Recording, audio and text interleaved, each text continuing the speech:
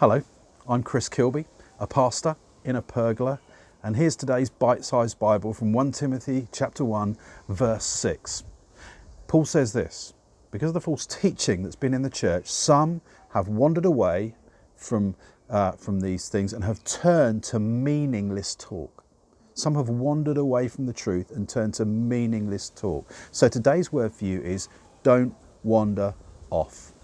You know, D.L. Moody, the great evangelist, he was once criticised by a lady who came up to him and said, "Mr. Moody, I don't like the way you evangelise." I don't know if that's how she said it, but that's how I imagine she said it. "Mr. Moody, I don't like the way you evangelise." And he looked at her and he said, "Oh, I'm terribly sorry, madam. Tell me, how do you do it?" And she said, "Well, I don't."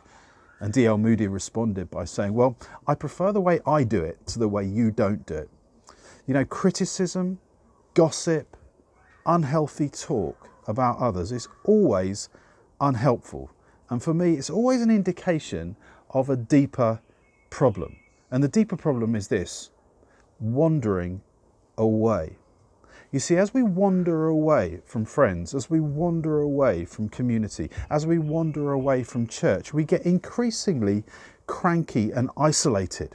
And it might seem like a caricature to you, but I've seen so many people become negative or critical, and it's usually because they've wandered away. They're missing the main thing, and so they start to feel like an outsider looking in, and as a critic bringing critique onto a person, a place, a group. And so I want to give you some keys today to help you resist and avoid wandering off and wandering away, as Paul warned Timothy to teach the church, not to wander off into meaningless talk. Here's your trio for today. Firstly, wherever you are, serve enthusiastically. Be all there, be 100% in. It's very difficult to be critical, meaningless, negative, or to wander away if you are at the heart of everything. So get stuck in today. Secondly, always think the best of others. You know, if you hear things that don't sound quite right, before you start judging others, before you start criticising others, let's remember who they are. Think the best about people. The reality is, most people in our lives are trying hard to do their best to serve and love one another. So always think the best of one another. And thirdly, keep yourself in the love of God. This is something that you can do.